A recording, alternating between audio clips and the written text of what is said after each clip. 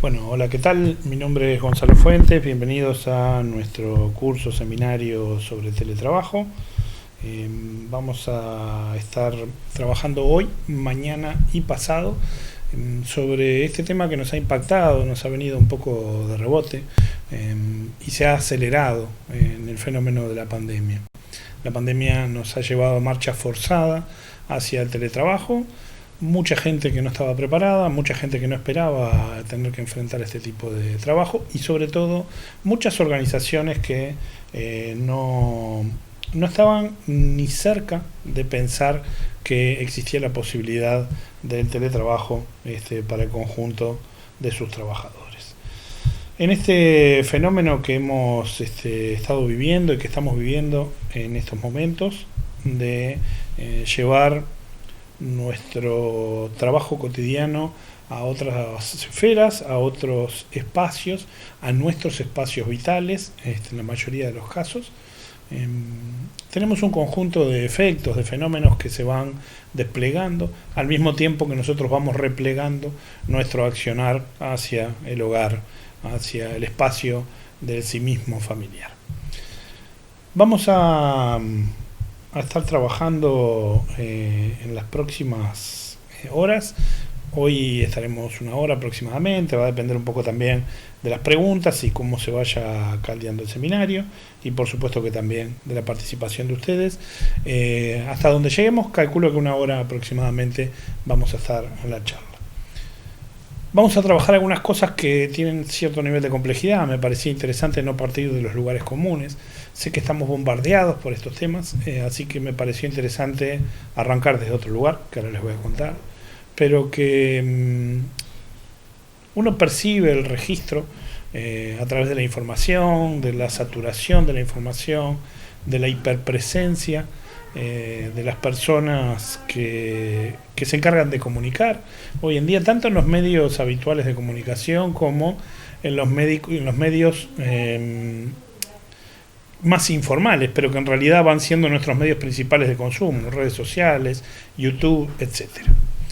En este proceso de comunicación sobre la nueva realidad, sobre esta nueva normalidad, la caracterización que se le ha dado, la aparición de un conjunto de propuestas que buscan aleccionar a las personas sobre el teletrabajo, la facilidad de acceso al mismo, lo bueno o lo malo que es, porque hay de ambas campanas, la practicidad que tiene. Ronda por detrás una sensación que es la inevitabilidad de este fenómeno. Aparece como un fenómeno inevitable. Aparece como algo que más tarde o más temprano puede llegar a pasarnos a todos. Y vamos a ver, no hoy, sino mañana, que el teletrabajo no es para todos. No es para todos los puestos de trabajo, no es para todas las personas, no es para todas las actividades. Hay actividades que no van a ser alcanzadas por el teletrabajo en ninguna de sus modalidades. Lo vamos a estar viendo mañana. Y para algunas organizaciones particularmente tampoco es el teletrabajo.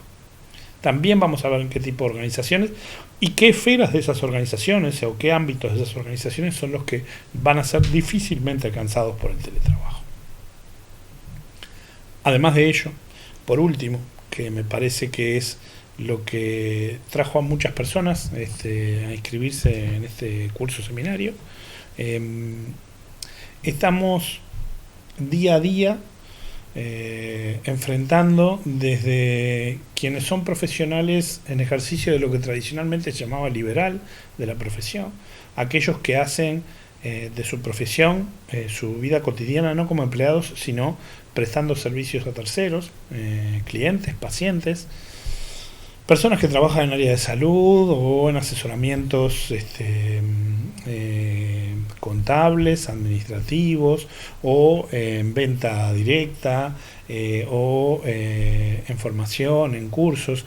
Todos aquellos profesionales que trabajan para sí mismos tradicionalmente, no estamos hablando de profesionales universitarios, sino de gente que se dedica con conocimiento a una actividad, han sido profundamente impactados por el tema del teletrabajo. Han sido llevados o están siendo llevados de la mano hacia el teletrabajo. Nosotros Desde Espacio Pliegues, mi nombre es Gonzalo Fuentes y es un gusto acompañarlos durante estos 3 días. Nosotros desde Espacio Pliegues estamos trabajando desde el año 2008 con una modalidad de comunicación semipresencial. Nos llevó un poco la necesidad. Pliegues existe desde el 2002 y si bien habíamos tenido ya una buena experiencia en lo que era la utilización de sistemas informatizados de comunicación, por ejemplo, trabajando con INTA Argentina entre el año 2004 y 2008-2009, desarrollamos y apoyamos un trabajo que INTA llevó adelante de diseño de cartera de proyectos en la que participaron más de 1.300 investigadores con sedes en distintos lugares y a través del correo electrónico y las telecomunicaciones, las llamadas telefónicas, lograron ensamblar procesos bajando la cantidad de reuniones en un país como es Argentina, en el cual las distancias tienen miles de kilómetros. Pudieron de esta manera participar cientos, más de 1.000 personas, en elaborar una cartera compleja de proyectos a través de las herramientas disponibles en aquel momento, como era el correo electrónico. Por supuesto que si hubiéramos tenido herramientas como esta, el Zoom, hubiera sido fenomenal. Recién estaba empezando a aparecer Google Hangouts, pero yo que soy un entusiasta de la tecnología, en ese momento todavía no los conocía, dentro de lo que era INTA, Instituto Nacional de Tecnología Agropecuaria, una institución maravillosa de Argentina, que aún con lo golpeada que está Argentina, sigue siendo una institución maravillosa. En esta institución tampoco había ese tipo de recursos y lo que sí había era una larga trayectoria de formación a distancia a través de programas como el Procadis que les permitían saber cómo hacer para conectarse y producir conocimiento. Y esa fue una de nuestras primeras experiencias importantes. Trabajamos después en lo que era la implementación del sistema de trabajo dentro de algunas consultoras multinacionales, deporte muy importante. Trabajamos después apoyando departamentos específicos de informática e inclusive en proyectos de alcance nacional, como pudo ser, por ejemplo, la implementación, la primera etapa y el estudio para la implementación de la historia clínica electrónica en Uruguay, o proyectos transnacionales, como puede ser BiotecSur, un proyecto de biotecnología que alcanzaba a todo el Cono Sur. Y en todos ellos las herramientas informáticas fueron acrecentando, las tecnologías de la comunicación fueron acrecentando nuestro bagaje y nuestras posibilidades. Siempre con un centro en la actividad, que era el contacto con las personas. Siempre trabajamos con las personas, siempre trabajamos desde las personas y siempre nuestro objetivo es el trabajo con las personas en el mundo del trabajo. Así que, teniendo esto por delante, la tecnología ha venido a apoyar nuestro trabajo, pero también sabemos que la tecnología ha venido de manera forzada, lo cual no facilita su acceso. Y además hay elementos que tienen que ver con el uso de la tecnología que debemos pensar, porque si no, no vamos a tener claro parte de lo que vamos a estar viendo mañana, que es qué hacer desde las organizaciones con este nuevo modelo y este fenómeno de trabajo. Así que hoy vamos a pensar un poco más en estos efectos, en cómo se arma el tema de el teletrabajo, cómo se relaciona con las personas, cómo lo vivimos, qué pasa con nuestra psicología en relación a este teletrabajo. Mañana vamos a estar viendo un poco más cómo las organizaciones pueden y deben abordar el teletrabajo. Desde el management, desde los cargos de jefatura, los cuales vamos a ver que están muy lejos de estar siquiera formados o capacitados para gestionar este tipo de organizaciones. Particularmente en el Cono Sur, yo diría que en toda Latinoamérica la formación de los gerentes es calamitosa. Son gerencias que se forman en el mayor de los conservadurismos en términos generales. Es cierto que vi algunas gerencias en Buenos Aires, sobre todo, en alguna ciudad del interior de Argentina, en San Pablo, he conocido algunas que son un poco más pujantes, confían en su gente, tienen una cabeza más global. Algunas en esferas políticas, me tocó trabajar con un director en INTA, Roberto Bocheto, un adelantado a su tiempo, que tenía esta cabeza de generar y pensar estratégicamente, inspirar a la gente y que las personas pudieran desarrollarse. Y confiar, controlar, pero confiar. Confiar en que las personas con el conocimiento necesario iban a poder llevar adelante la estrategia de la organización. pero no son muchos. La gran mayoría de las escuelas manageriales enseñan a conservar, a administrar en el mejor de los casos, a vender en algunos otros, y muy pocas enseñan estrategia, muy pocas enseñan a pensar el conjunto de la organización como aquello que integran las personas. Así que vamos a estar trabajando esto mañana, en un tema quizá un poco más polémico. Y el tercer día nos vamos a meter en qué podemos hacer los profesionales para meternos en esto del teletrabajo. ¿Cuáles son nuestras herramientas? ¿Qué hace un psicólogo o una psicóloga para atender hoy en día? Obviamente sabemos que estamos atendiendo a través de herramientas de este tipo, pero ¿cómo cambia la consulta? ¿Cómo la promociono? ¿Cómo llego a mis pacientes? ¿Y un odontólogo? ¿Una abogada? ¿Un contador? ¿Una persona que vende plantas? ¿Un criador de aves? ¿Una persona que asesora en el cuidado de jardines?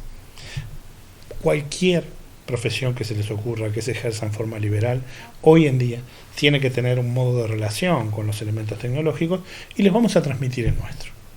Les vamos a transmitir el nuestro y lo que sabemos hasta el día de hoy, lo que hemos hecho y cómo hemos logrado insertarnos en este ambiente, que en definitiva no está hecho para nosotros. No está hecho para los profesionales liberales, no está hecho para las personas que hemos hecho o que hemos realizado en nuestra vida laboral un profundo acopio de conocimiento. Hoy en día encontramos en redes sociales videos en los cuales les enseñan cómo parecer un experto en muy pocos pasos. No les enseñan a aprender y a ser expertos, sino a cómo parecerlo para vender. Este tipo de movimientos con el tiempo se van a ir desvelando. Las personas no compran cualquier cosa, no hacen cursos en cualquier lado, aunque muchos realmente son engañados por estos pseudo talentosos que ofrecen cualquier cosa sin mucho reparo en la calidad de lo que hacen. Pero no es la mayoría de la gente. La mayoría de la gente intenta transmitir y hacer algo con lo que sabe. Y el tercer día vamos a estar trabajando sobre eso. Cómo vos, que sos un profesional, o vos que estás buscando insertarte profesionalmente, podés aprovechar algún elemento de esto para poder trabajar. Esto en cuanto al seminario, y iremos viendo poco a poco, paso a paso, cómo lo vamos desarrollando. No les prometo una deriva muy respetuosa de lo que acabo de decir, porque quizá surjan en el proceso preguntas, dudas, o a mí mismo, que estoy trabajando este tema en forma permanente, a partir de muchas preguntas que nos han hecho colegas, de colegas que estamos asesorando. Vamos a ver algunos casos, sobre todo el último día, el caso de un ingeniero agrónomo al cual asesoramos, el caso de 2 gerentes con los que trabajamos, el caso de una abogada, un contador, si podemos vamos a ver al odontólogo, colegas, psicólogos por supuesto. Vamos a ir conversando sobre estos casos en concreto que pueden servir para ilustrar lo que se viene. Y por supuesto que a todos aquellos que quieran acompañarnos en procesos de formación, van a tener en la ventana nuestra dirección, espaciopliegues.com, y pueden entrar por allí. Aquellos que lo están viendo por Facebook y no se han inscrito al curso, pueden ingresar desde allí y inscribirse al curso. Así pueden seguir los próximos 2 días las clases. Así que los vamos a esperar. Comencemos entonces con la presentación y les voy a comentar un par de cosas que son para quienes se han inscrito al curso. Van a ver que hoy de noche, mañana les va a estar llegando un correo electrónico. Revisen la parte de correos no deseados, porque lo mandamos desde un mailing automatizado. Entonces muchas veces los correos electrónicos derivan estos correos hacia la zona de spam o correos no deseados, y revisen allí y autoricen el acceso de la información. Nos ha pasado, ya estamos teniendo en este momento más de 50 consultas de personas que supuestamente no les llegó el mail y le estamos diciendo que lo tienen en spam. Entonces van a spam y lo encuentran. No es culpa de ustedes, es cómo los correos electrónicos se distribuyen y cómo lo clasifican los servicios de correos electrónicos de mailing. La cuestión es que en este mail les vamos a estar mandando no solamente la invitación para la próxima reunión, que va a ser en el día de mañana, sino que además les vamos a estar enviando un acceso para que puedan seguir el curso en el momento que ustedes quieran. Si no quieren hacerlo en directo, lo van a poder hacer después. Simplemente van a tener que registrarse en nuestra plataforma. Creo que ya con los datos que tengo los podemos registrar. Si falta algún dato se les pedirá en el correo electrónico y a partir de allí van a poder acceder a seguir el curso. Esto también los va a hacer usuarios de nuestra comunidad y les va a permitir acceder a otros recursos que estamos poniendo de manera permanente a disposición y que vamos acrecentando en nuestro trabajo diario. Esta forma de operar la comunidad desde la página web y centrado en una plataforma la empezamos entre marzo y julio de este año, así que para nosotros también esto tiene un carácter de novedad en cierto sentido, que tiene que ver con la forma que lo estamos llevando adelante. Muchos nos han preguntado dónde estamos. Nuestra localización en este momento es en Montevideo, Uruguay, en el barrio de Pocitos, cerca de lo que llamamos la Rambla, el mar o el río, dependiendo de dónde estén. Es el Río de la Plata, pero nosotros le llamamos el mar. Es un lugar muy lindo de la ciudad. Nuestras playas son realmente lugares muy bonitos y nos gustan mucho. Así que estamos allí, en Boulevard España 2697, desde hace ya 18 años. Quienes quieran ir a conocernos, estamos a las órdenes, y si alguno anda por Montevideo en algún momento y quiere darse una vuelta, allí estamos y los esperamos. Sin más preámbulos, vamos ya a la presentación. Cuando les envíe la plataforma la invitación, les va a llegar la presentación y muchos materiales que a mí me sirven de respaldo y los cuales estoy trabajando y leyendo. Por ejemplo, hoy vamos a hablar de Byung-Chul Han, vamos a hablar de Deleuze y Guattari, vamos a hablar también de Sloterdijk. Todos estos materiales se los voy a estar poniendo a disposición para que ustedes puedan leerlos después si tienen ganas y consultarlos.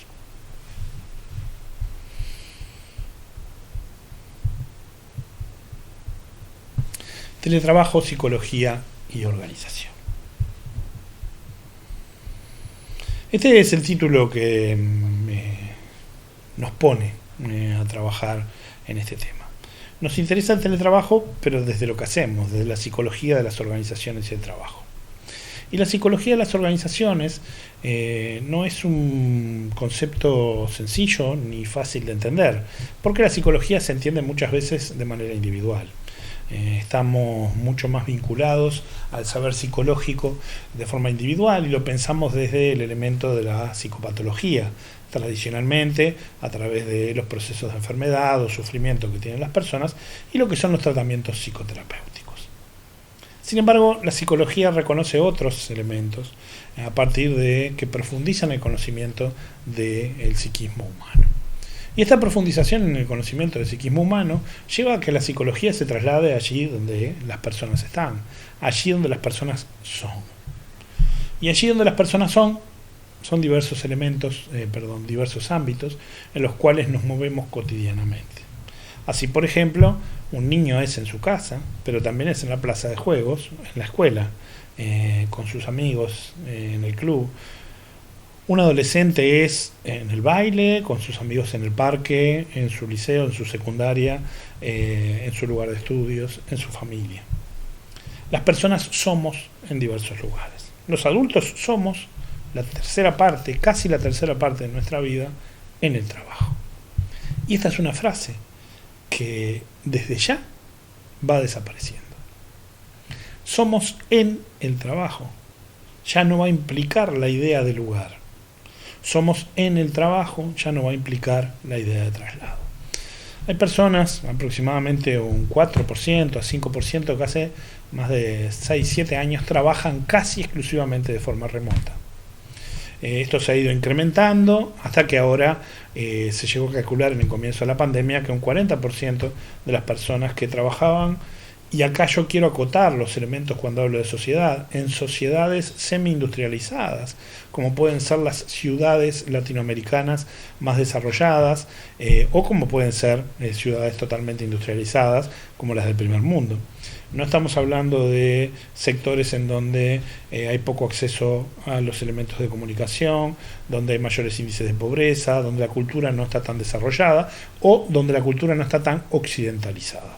Estamos hablando de los lugares en donde nosotros vivimos. Yo vivo en Montevideo, Buenos Aires, San Pablo, los lugares que conocemos, los lugares de los que puedo hablar. Por eso quiero acotar que esto no alcanza a todos los estamentos de la población, ni alcanza tampoco a todos los componentes de una sociedad múltiple, con características muy diferenciales y que, para ser precisos, implicaría una bajada a tierra mucho mayor. Así que, para no hacer abuso del tiempo, en lo que no es lo más importante en este seminario, vamos a decir que nos vamos a dedicar a las sociedades de nivel medio, cultural y de extracción social de nivel medio, y a lo que son las sociedades semi-industrializadas. La mayoría de la gente que vive en las ciudades hoy en día. La psicología va allí donde las personas están, y va allí donde las personas están, entre otras cosas, porque allí es donde son. Y allí donde somos, la psicología tiene algo para decir. El psiquismo del sujeto, ya no solamente en el elemento individual, empieza a componer con otras personas relaciones. Y estas relaciones nos hacen. Cuando la persona nace, viene al mundo, no nace sola. Nadie nace solo. Hay una madre, hay otras personas, hay relaciones, al principio duales, ahora después lo vamos a ver un poco más en profundidad, pero luego que integran a otros, terceros, cuartos, quintos, etcétera, múltiples, que van haciendo a la persona. Y las personas no somos más que la interiorización de este conjunto de relaciones. De manera más o menos repetida y sostenida en el tiempo, vamos interiorizando estas relaciones y nos van haciendo.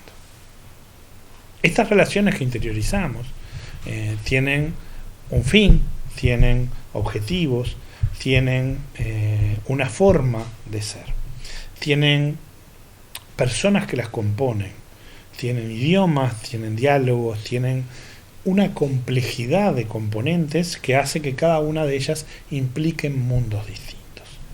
Cuando yo me relaciono en profundidad con una persona, un amigo, una amiga, un grupo de amigos, estoy internalizando un conjunto de relaciones que contienen componentes racionales, afectivos, vivenciales, normas, cuestionamiento a las mismas, elementos de disfrute, elementos de sufrimiento.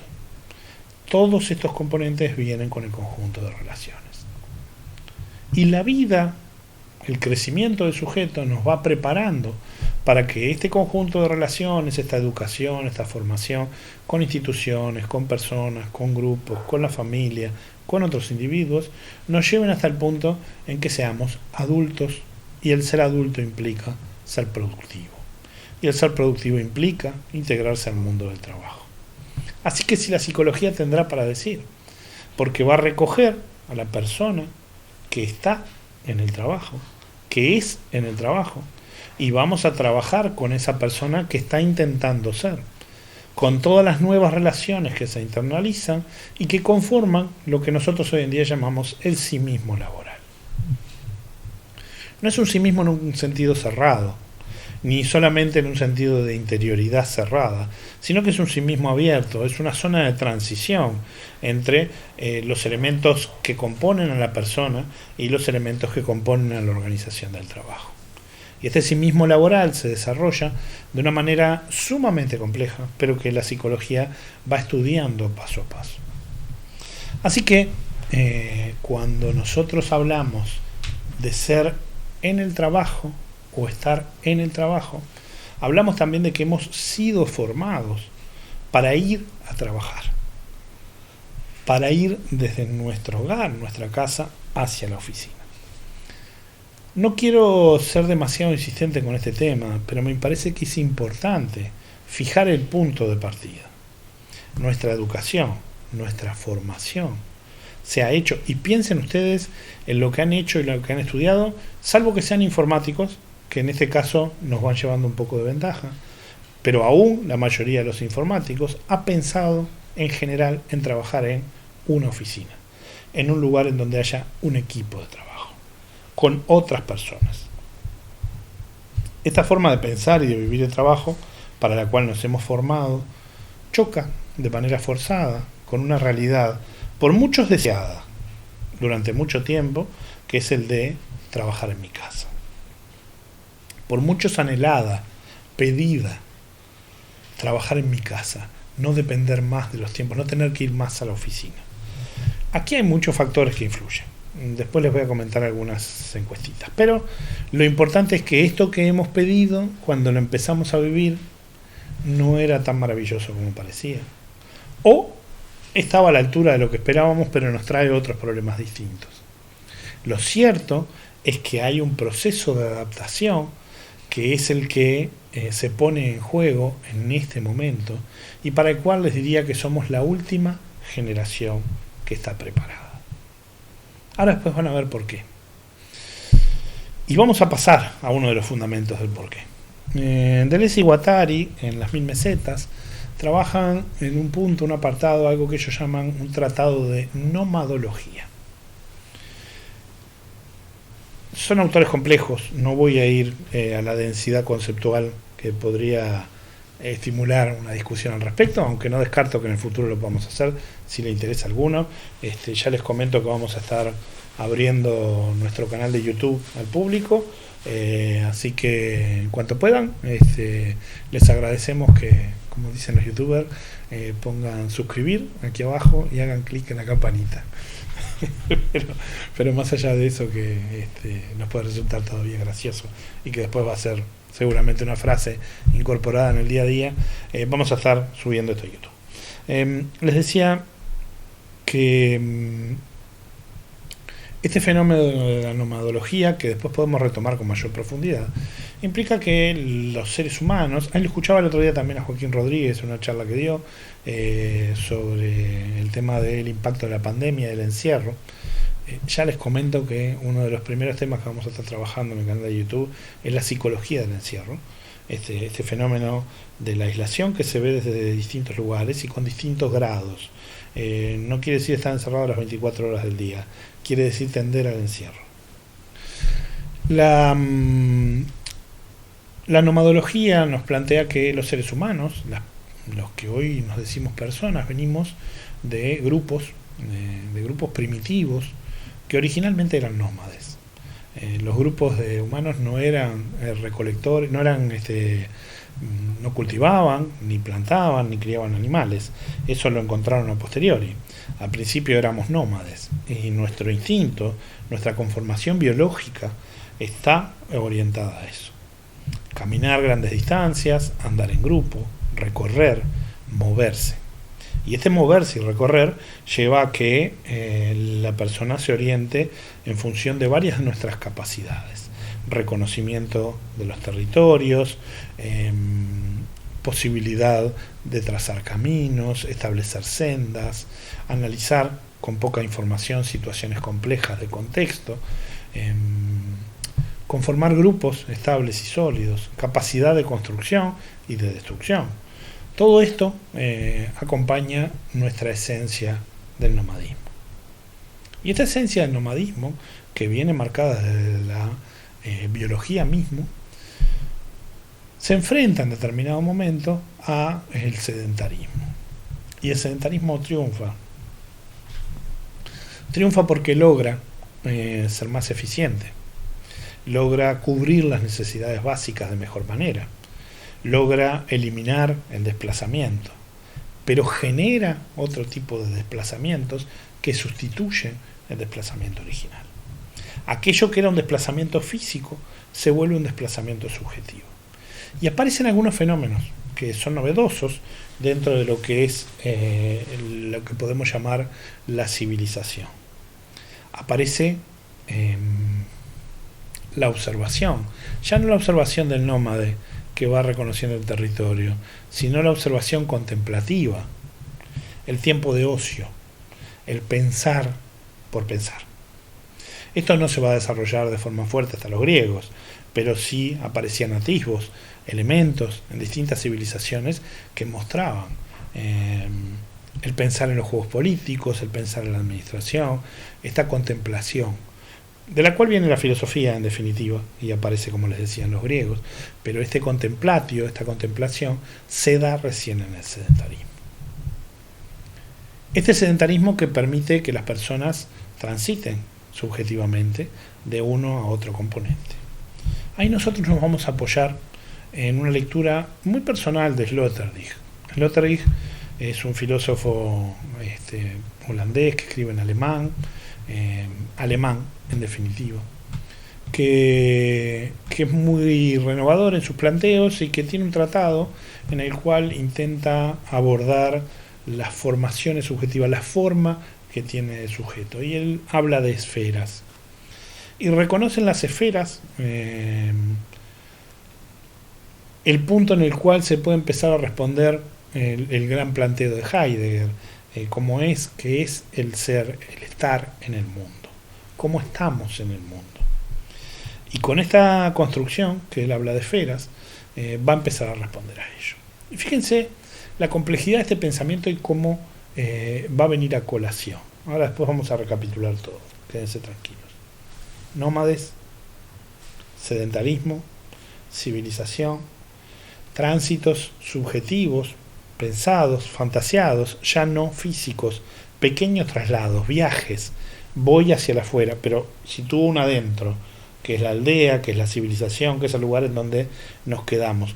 El afuera es el mundo, el otro mundo, ese que puede ser peligroso y riesgoso, pero que también nos llama a conocer, porque nos pica, nos llama el propio nomadismo, la curiosidad del nómade, que en el nómade es necesidad, en el sedentario es curiosidad pura, existe y sigue existiendo. Por eso nos gusta viajar, por eso la mayoría de las personas nos gusta viajar, conocer, tenemos una sed de conocimiento desde afuera, y eso viene desde nuestra marca biológica. Las esferas. El Sloterdijk va a decir que las personas existimos en esferas. La primera es el útero, una esfera en donde todo es perfecto, en donde la estasis es perfecta. Se nada en un líquido, se alimenta a través de un canal umbilical.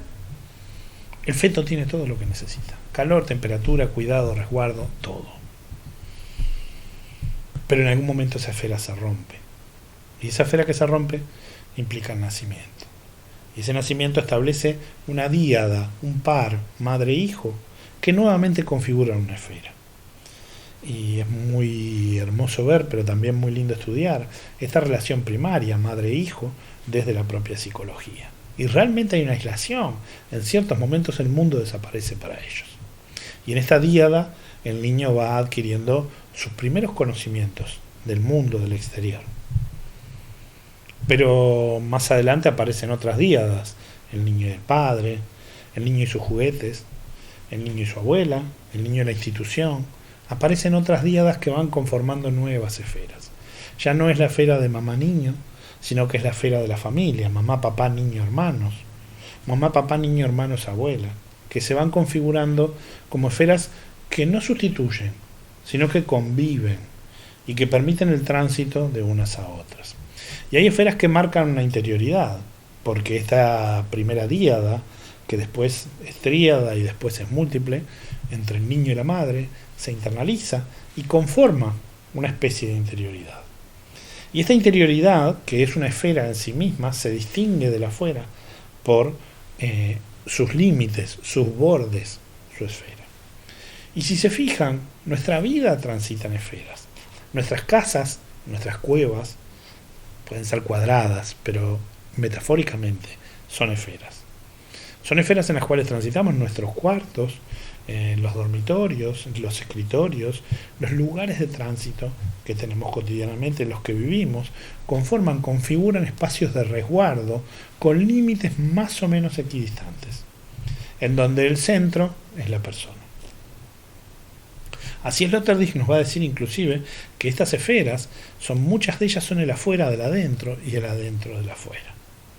¿Por qué? Porque la esfera de mi casa es el afuera de mi adentro. Pero la esfera de mi casa es el adentro del afuera, que es el mundo. Este juego de adentro y afuera, de esferas que se superponen o que se van de alguna manera ensamblando unas con otras, nos va a llevar Sloterdijk a decir que empiezan a componer límites cada vez más borrosos. Las anteriores sociedades componían un centro en la persona y a partir de ello se esferificaban de adentro hacia afuera, superponiéndose distintas esferas. Sin embargo, al día de hoy, esto ya no es tan así.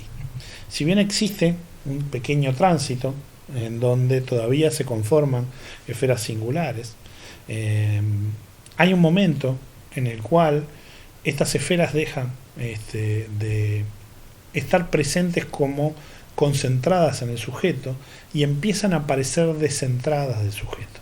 Ya no están centradas en la persona. Ya no soy yo el centro de las esferas que compongo, sino que me voy contactando de unas a otras y pasando de unas a otras. Un ejemplo de esto muy sencillo es el ser turista. Cuando yo soy turista y voy a un hotel, ingreso a una esfera que no es mi casa. La vivo como tal y la transito como tal, pero no es mi casa. En las sociedades actuales, el turismo es una de las actividades que más ha crecido. Y este crecimiento ha llevado a que transitemos de unas esferas a otras, pero que no son concéntricas. Mientras que hace 500 años atrás, 400 años atrás, 300 años atrás, 100 años atrás, pensar en un viaje era una ilusión o una dificultad, un desafío en el cual casi que se jugaba la vida. Por supuesto que en los últimos 50 años esto se ha ido desarrollando y superando, y hoy en día un viaje es algo que está a la mano de cualquiera, de casi cualquiera. Tampoco quiero ser en esto presuntuoso, pero sí se puede, con el esfuerzo adecuado, acceder y las posibilidades, acceder a una situación que nos permita viajar. Y allí estaremos de una esfera a otra. No son nuestras esferas, no estamos nosotros como centro. Sin embargo, transitamos de una a otra. Y dice Sloterdijk, estas esferas ya no se conectan en forma concéntrica, sino que son vecinas unas de otras. Y el sujeto empieza en estas vecindades a desarrollar un conjunto de esferas. Distintos elementos de personalidad para trabajar en distintas redes sociales, la forma de presentarme en determinados lugares respecto a otros, una especie de gestión del caleidoscopio de la personalidad que nos permite ir enriqueciendo este cúmulo de elementos. Y esto se da con una gran capacidad adaptativa del sujeto, que va creciendo cada vez más en la medida que va transitando distintos tipos de esferas. En estas esferas también se incluye el trabajo, en donde el trabajo aparece ya no como parte de las esferas concéntricas, sino como una esfera más importante, pero una esfera más a transitar por parte del sujeto. Y este tránsito en una esfera más del sujeto implica una ruptura de esferas anteriores para poder seguir a las siguientes. Así vamos a ir rompiendo, permeando las membranas de una esfera y otra en la forma como lo hace la espuma. Si ustedes miran con detenimiento la espuma del jabón, la espuma del mar, van a ver que aparecen conjuntos de esferas, de burbujas, que tienen paredes que parecen más o menos débiles y que se pegan unas a otras sin romperse ni explotar. Y que muchas veces unas se absorben a las otras, siendo estas más pequeñas, quedan absorbidas dentro de ellas. Algunas mantienen su existencia y después simplemente desaparecen en estas más grandes. De alguna manera este fenómeno de la espuma ejemplifica lo que es el elemento subjetivo de nuestra época para Sloterdijk. Ejemplifica además la forma en que la organización del trabajo funciona. Las empresas siguen el modelo mucho más, cada vez más, de la espuma que el de las esferas. La movilidad de los capitales, la decisión permanente de cambio, de rehacerse, el atender estrategias emergentes mucho más que estrategias planificadas, la movilidad que hay permanente entre empresas hacen que nos lleven a pensar en el modelo de la espuma mucho más que en el modelo de esferas concéntricas. Un elemento fundamental, la gran capacidad de adaptación. Nomadismo, sedentarismo, como dos elementos que van constituyendo la civilización, y luego esta concepción de las esferas que transitamos y vivimos. Vamos a ver nuestro último aporte a nivel filosófico. Bueno, esto yo ya se los conté, simplemente Se los muestro. Ya lo dijimos. Ahora vamos a ir al contrato. El último aporte lo vamos a tomar con pinzas. Es un autor delicado. Byung-Chul Han es un autor coreano, surcoreano, que escribe en Alemania también, es profesor en Alemania. Está bastante de moda, por eso lo tomamos con pinzas. No es porque nos moleste la moda, no me molesta. Yo tengo mi lectura de los autores y leo como me parece y como puedo. Todos lo hacemos de esa forma. Sin embargo, es un autor que a mí me llama mucho la atención porque escribe con frases muy cortas, como que tiene una forma de escritura que yo no sé si es porque es coreano de formación o porque es marketinero, pero tiene una cuestión de marketing que enganchan inmediatamente. Y me hace acordar mucho al fenómeno de la posmodernidad, cuando escribían con aforismos, haciendo filosofía, sin abrir la densidad y la complejidad de los temas. Sin embargo, muchos de estos aforismos hablan de un observador atento de su sociedad. ¿Qué sociedad? Bueno, no es lo mismo estar en Alemania que estar en Lima. No es lo mismo estar en Düsseldorf que estar en Ciudad de México. Hay mundos de distancia. Sin embargo, hay cosas que compartimos. Y algunas de esas cosas que compartimos las lee y las lee de una manera realmente muy interesante.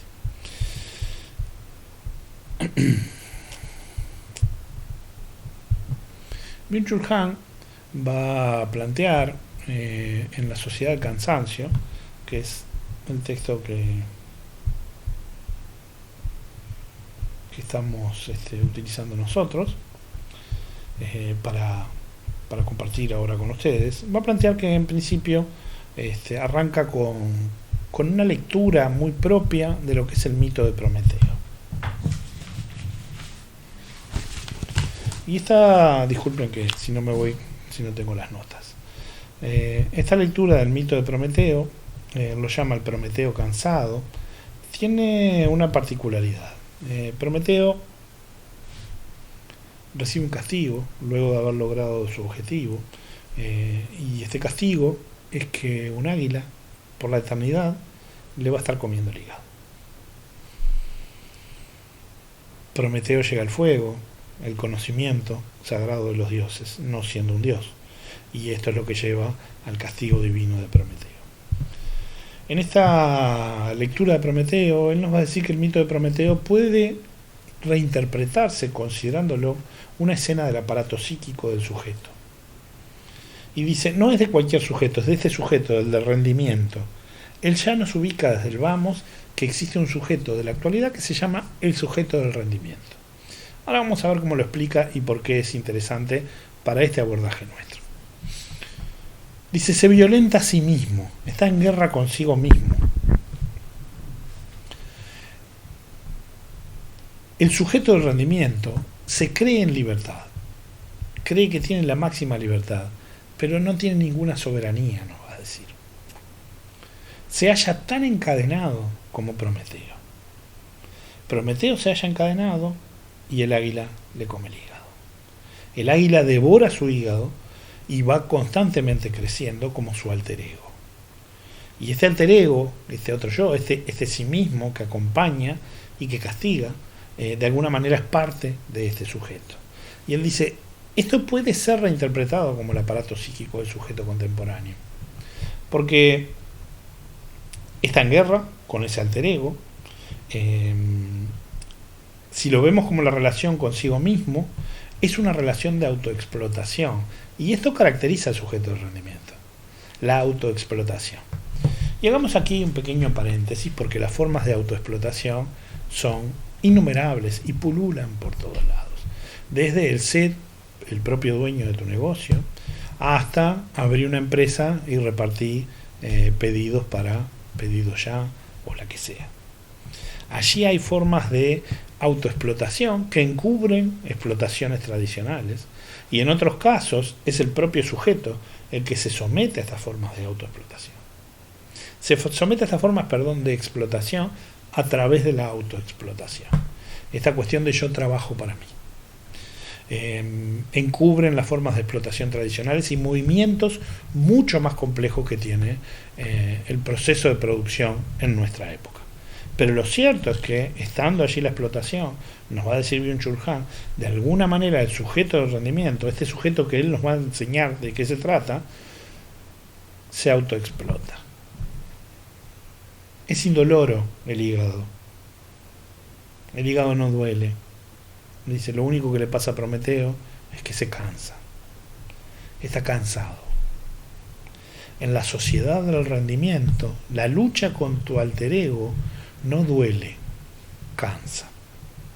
Fíjense qué interesante, que uno de los ejes que él va a estar cambiando en este mundo actual es aquel que tenía que ver con la sociedad disciplinaria, en la cual el sujeto tenía que obedecer porque si no era castigado, y el castigo implicaba dolor, y para esto tenemos todo el trabajo de Foucault que lo expresa maravillosamente, arrancando en Vigilar y Castigar, con un castigo ejemplarizante a una persona en el medio de una plaza pública, la cual le desgarran sus miembros, si habría dolor en eso, y cómo esto fue formateando las maneras en que la disciplina se iba aplicando.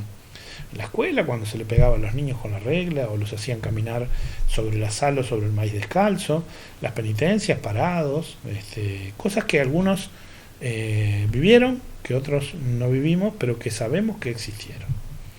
Y esta disciplina, que implicaba la palmada en la cola, el castigo, el encierro, de alguna manera dolía y hacía sufrir por el dolor.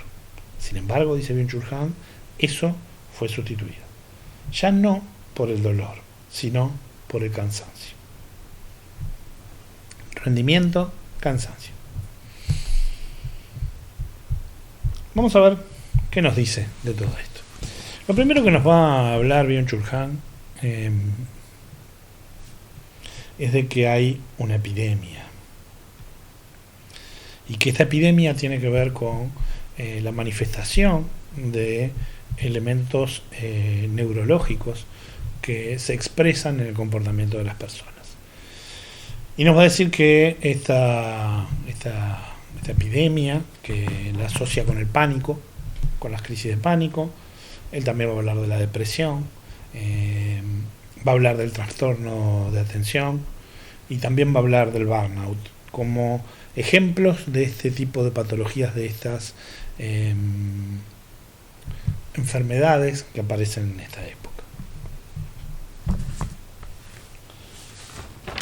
Esperen que se me mezcló aquí.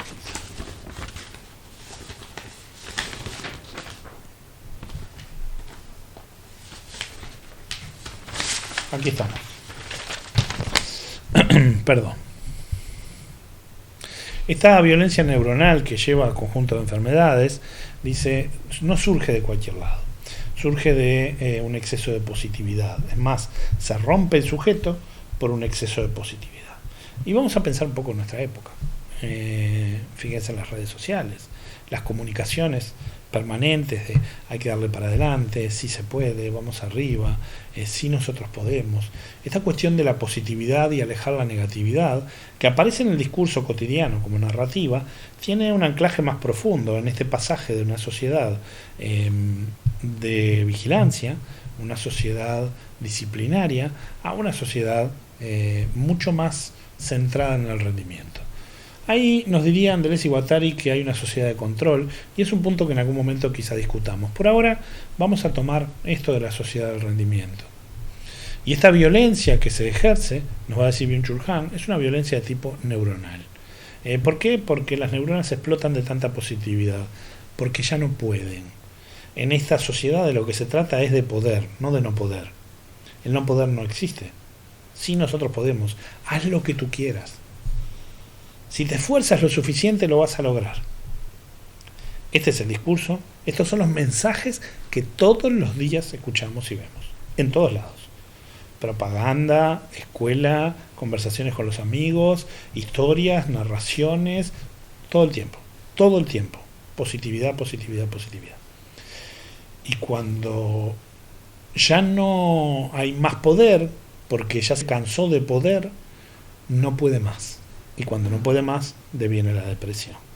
Y de la depresión deviene nada se puede. Y en el nada se puede les quiero comentar que nosotros nos encontramos mucho con el nada se puede. Hemos trabajado con muchas organizaciones, con mucho personal de muchas organizaciones a los cuales encontramos derrotados. Organizaciones públicas, por ejemplo, en las cuales las personas piensan que ya nada se puede. Hemos estado hablando con amigos de Argentina en estos últimos días, con amigos de Chile, que llevan encerrados ya muchos meses, con situaciones de angustia, de meterse para adentro, que sienten que nada se puede, que el mundo se vino abajo. En esta sociedad del poder, el no poder lleva a la depresión. Y nos encontramos con organizaciones deprimidas, sí, por supuesto, muchas veces. Nos encontramos con personas deprimidas también. Ahí es donde la psicología empieza a borrar sus límites y trabajamos con la organización y trabajamos con las personas. Trabajamos con las personas que son la organización.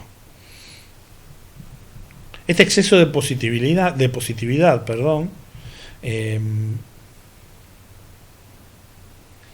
va a llevar entonces a estas rupturas. Y estas rupturas nos hacen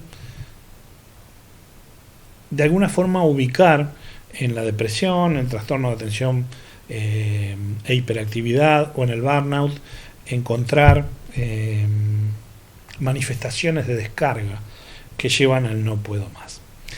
Este es un punto vital. ¿Por qué? Porque es lo que nos vamos a encontrar y lo que nos estamos encontrando como efecto negativo del teletrabajo.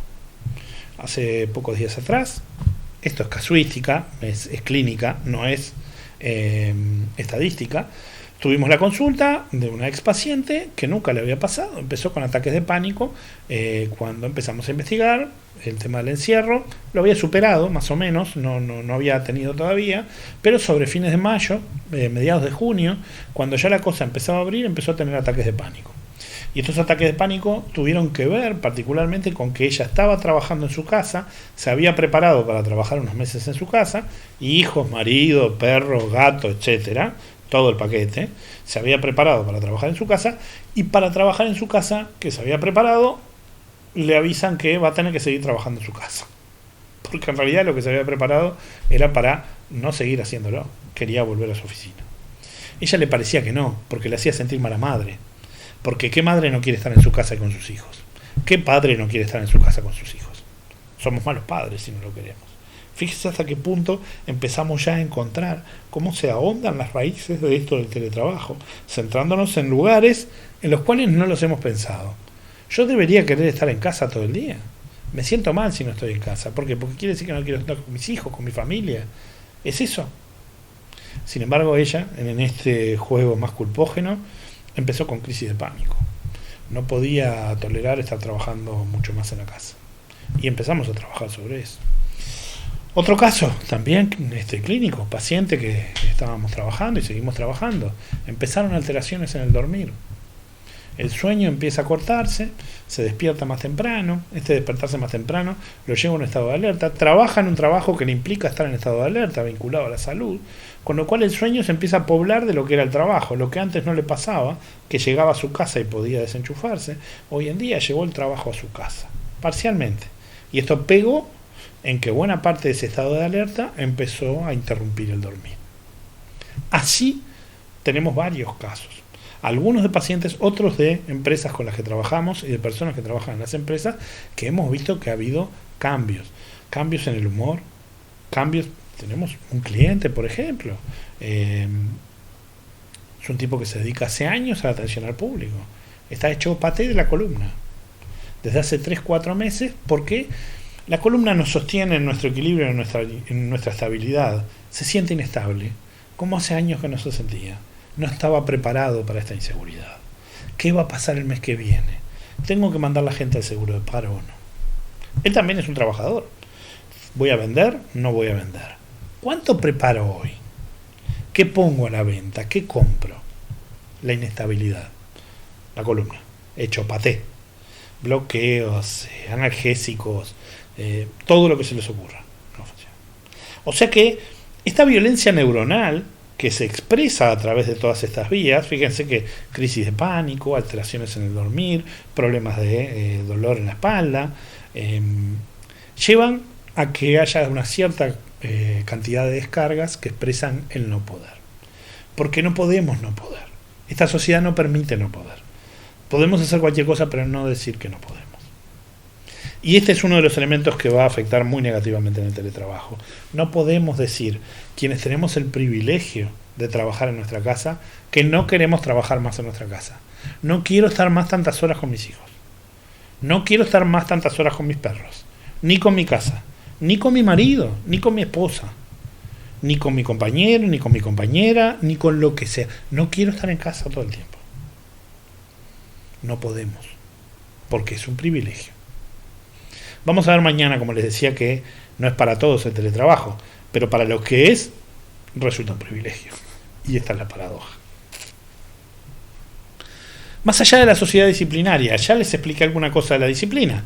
La disciplina equivale a la prohibición, y la prohibición tenía que ver con el dolor. Mientras que se sustituye esta disciplina poco a poco por el deber y la obligación. Ya no es necesario castigar, sino que las personas asumen que es un deber y se sienten obligadas a hacerlo. Esto va poco a poco mutando y cambiando hacia la sociedad del rendimiento, en la cual la desregulación es el elemento central. Y ahora vamos a volver a hablar de todos estos empleos desregulados que existen, que tienen que ver con este elemento de novedad en la organización del trabajo en los últimos 10 años, pero además particularmente con lo que es el teletrabajo, el cual fuertemente es desregulatorio. ¿Por qué? Porque se da en la esfera de la casa y del hogar. Y como se supone que hay un conjunto de beneficios por ello, desregulo las condiciones del contrato de trabajo. Y esta desregulación que nos mete en el tema contrato, vamos a ver después, no hoy, seguramente el último día, el contrato psicológico, nos mete en el tema del contrato nominal, el contrato del acuerdo racional, legal, formal, entre trabajador y empleador, tiende a desdibujarse porque ya no está la institución presente en el lugar de trabajo, sino que cada uno trabaja en su lugar. Así que uno de los elementos que vamos a tener, que también aparece como un problema dentro del teletrabajo, es el tipo de contrato y la desregulación. Y esta desregulación es característica de la sociedad del rendimiento. Empleos desregulados en informática, hay 1 millón, muchachos y muchachas que trabajan en páginas web, haciendo diseño gráfico, dibujos, entregando cosas, trabajan horas y horas en elementos, en ambientes sumamente desregulados, en los cuales no hay impuestos, no hay jubilación, no hay salud y no hay un montón de beneficios que tiene el trabajo regulado.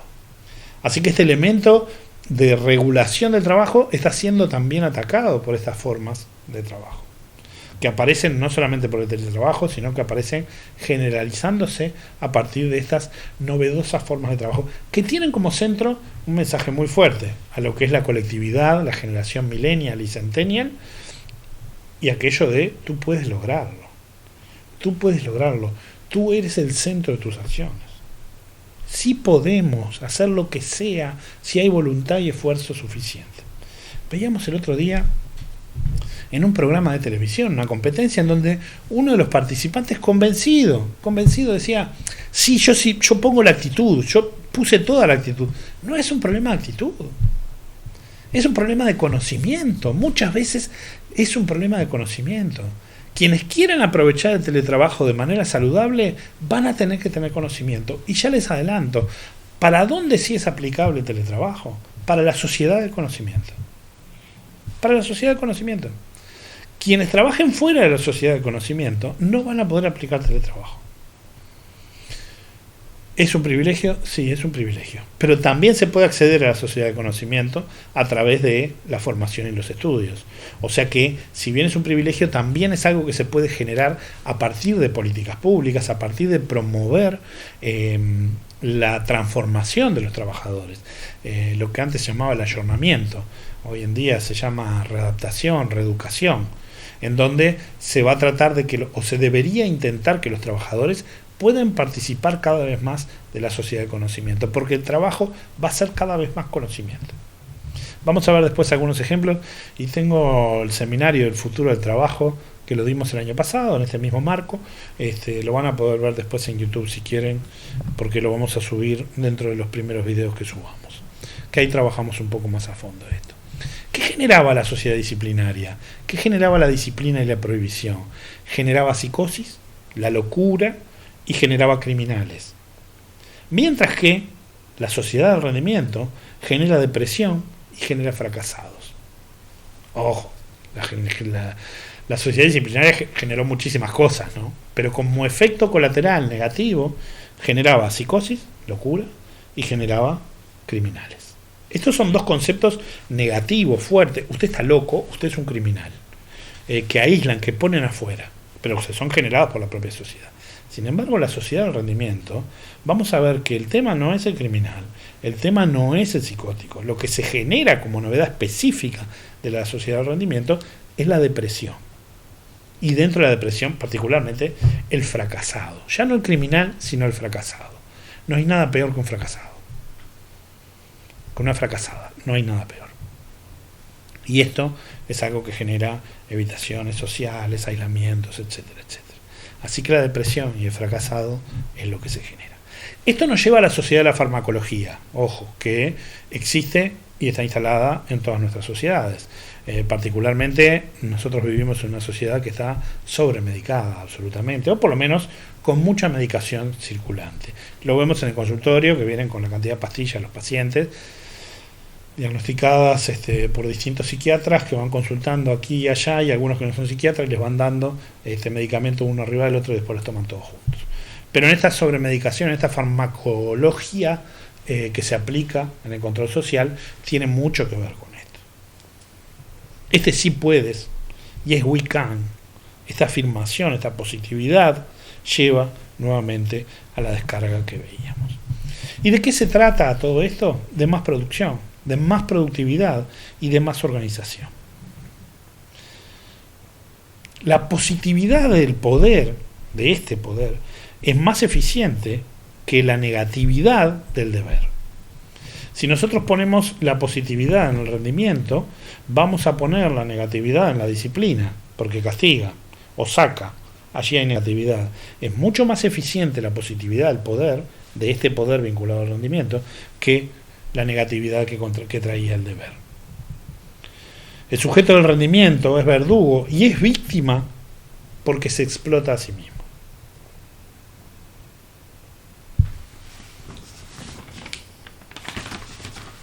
Ahora sí podemos recapitular. Vamos al teletrabajo. El teletrabajo nos plantea muchos desafíos. El primero, que es un privilegio. Lo hemos pedido durante mucho tiempo, se los decía al principio de la charla.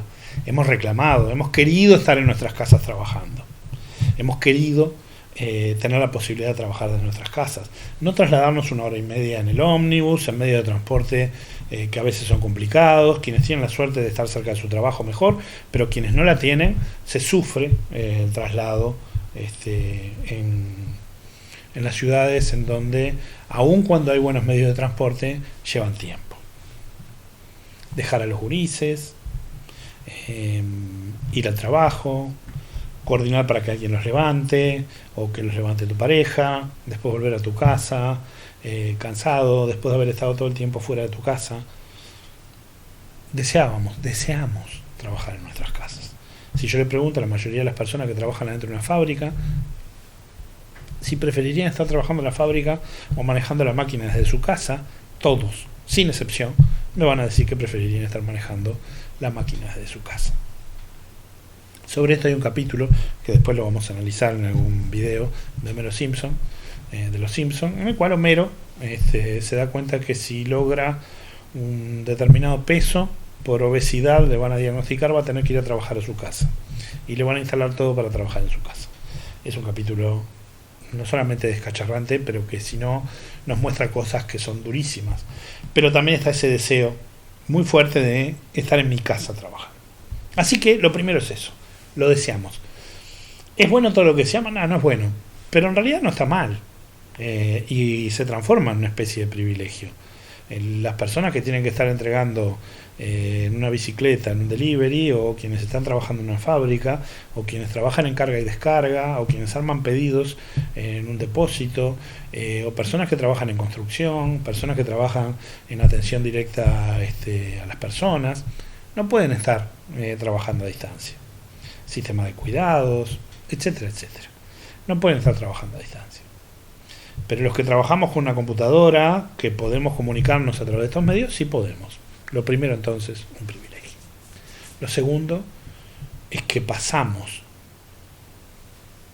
de ser un conjunto de personas que transitábamos de una esfera a otra y que de esta manera de alguna forma canalizábamos nuestro nomadismo, llevándolo en algunas veces con posibilidades de viajar, de trasladarnos, de irnos, pero fundamentalmente en estas pequeñas esferas que nos movíamos cotidianamente a estar en una sola. Y este pasaje de una esfera a otra, yo les decía, que es un elemento que nos genera ante lo nuevo la necesidad de adaptación. El conocimiento, el descubrimiento, pero también adaptarme a este nuevo espacio, a este nuevo ámbito. Rompí la membrana de esta esfera y estoy en una nueva esfera. Tengo que adaptarme. Si estoy todo el tiempo en mi casa, además agudizado por la pandemia, no hay esferas ni tránsito. Si no hay otras esferas, si no hay tránsito, mis componentes biológicos nomádicos van a hacer que tenga la necesidad de moverme.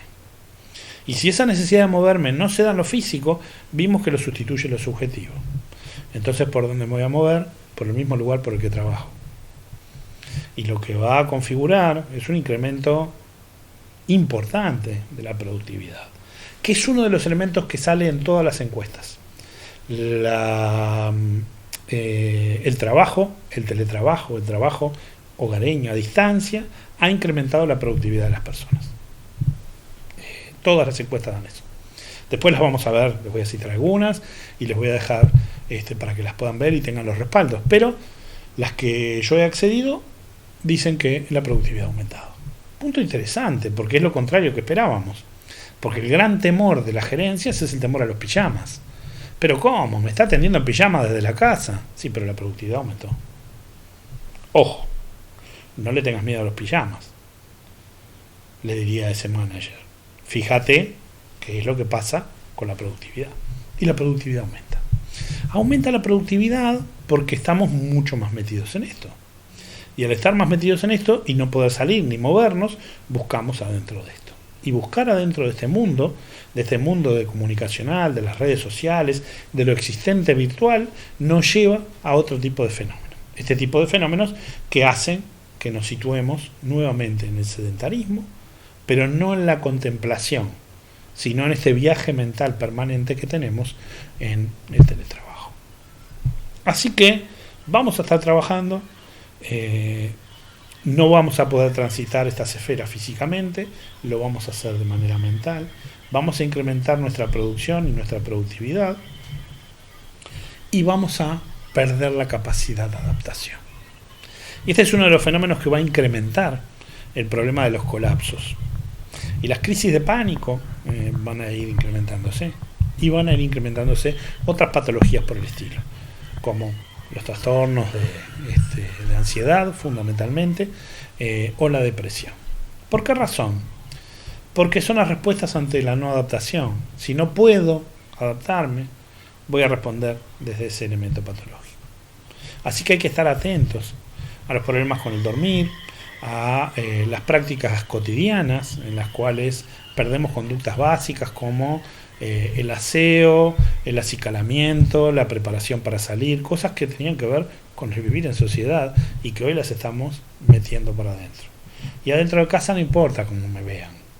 El otro día me cruzo con una vecina que me dice hace 6 días que no me cambio el pantalón. No es una persona sucia, es una persona que está enfrentando esta realidad y se dio cuenta cuando me vio. Es más, yo creo que ni se dio cuenta del comentario que me hizo. Tan familiar se vuelve todo y tan carentes estamos de capacidad adaptativa rápida que no logramos el comportamiento adecuado cuando transitamos una esfera a la otra. Me la encontré cruzando la calle. No estaba en el edificio, no estaba en su casa, estaba en la calle, había salido. Transitó otra esfera, pero desaparece porque todo el tiempo estoy en una. Y este fenómeno de falta de adaptación es uno de los riesgos grandes que tenemos con el teletrabajo.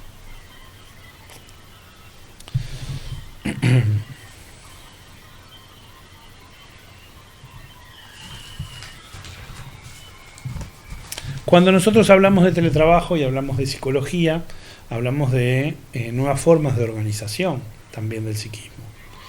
Nuevas formas de organización del trabajo y nuevas formas de organización del psiquismo. Tenemos que tratar de que este ambiente, de que este fenómeno del teletrabajo pueda prosperar en sus elementos más valiosos, en lo que aporta para el crecimiento del sujeto, y que el sujeto pueda a su vez seguir desarrollándose. Este es el punto del desafío que tenemos. Y este es el punto de desafío que vamos a estar enfrentando mañana. ¿Cómo hacemos con estas características que vimos? Es decir, es un privilegio, pero a la vez nos corta el movimiento, nos mete en una sola esfera y nos lleva a esta sociedad del rendimiento en donde nosotros mismos somos los que nos autoexplotamos, encubriendo de alguna manera un funcionamiento social más complejo. En este fenómeno que estamos viendo de teletrabajo, con estas aristas problemáticas, complejas, pero que arrancan del es un privilegio, vamos a tener que ver cómo hacemos para poder generar una organización que permita que los sujetos crezcan, que no enfermen, que sigan siendo productivos y por sobre todas las cosas que sean felices con lo que hacen. Que esta es una de las características que cada vez veo menos en los teletrabajadores forzados de la pandemia. Felicidad por trabajar en su casa.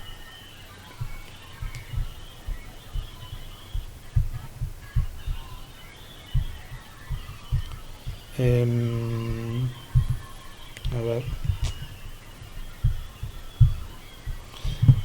Me dice Romy que hay un teléfono, hay un micrófono que hace interferencia. Estoy anulando micrófonos para ver si se mejora.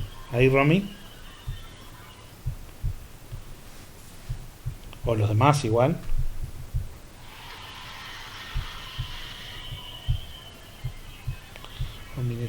Acá, el de Virginia. Ya está. Ahí lo apagamos. Listo. Bueno, ¿alguna pregunta que tengan? ¿Alguna cosa que quieran opinar? Veo que están Virginia, Romina, Germán, Romy Aguirre. Bueno, hay más gente en Facebook también. Había más gente conectada. Bueno, listo. Mañana vamos a estar viendo entonces cómo hacemos para encarar este tema desde la organización del trabajo, cómo estamos haciendo en la práctica, cómo están haciendo otras organizaciones, qué cosas estamos haciendo bien, qué cosas estamos haciendo mal y sobre todo qué tan preparados estamos desde el management para encarar esta situación que, como les decía y les adelantaba hoy, creo que nos faltan kilómetros de formación y de experiencia en nuestro management para poder encarar seriamente el desafío del mundo del trabajo actual. Si hay alguna pregunta, es el momento. Y si no, vamos cerrando.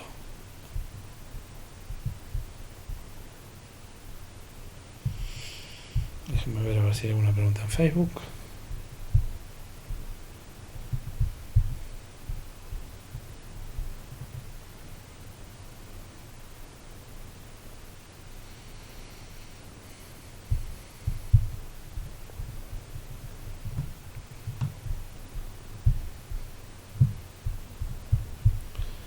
Bien. A ver si aquí hay alguna pregunta. Si hay alguna, pero ya las contesté.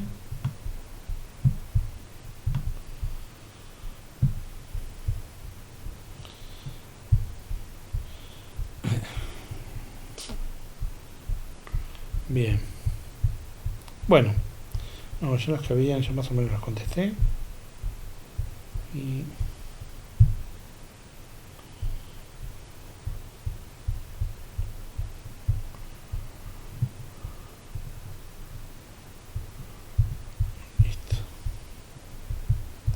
bueno, muchísimas gracias por acompañarnos. Como les dije, los que están inscriptos, les voy a estar mandando el próximo correo, así pueden realizar el curso y repetirlo todas las veces que quieran desde la plataforma. Y de mi parte ha sido un gusto pensar esto con ustedes y preparen preguntas para mañana, que espero que estén un poco más activos. Me adelanté algunas, capaz que las tendría que haber levantado, pero bueno, listo. Los espero mañana a las 3 de la tarde. Hasta mañana. Gracias, Romy. Hasta mañana. Les agradezco que pongan comentarios en la página. Eso siempre viene bien. Hasta luego.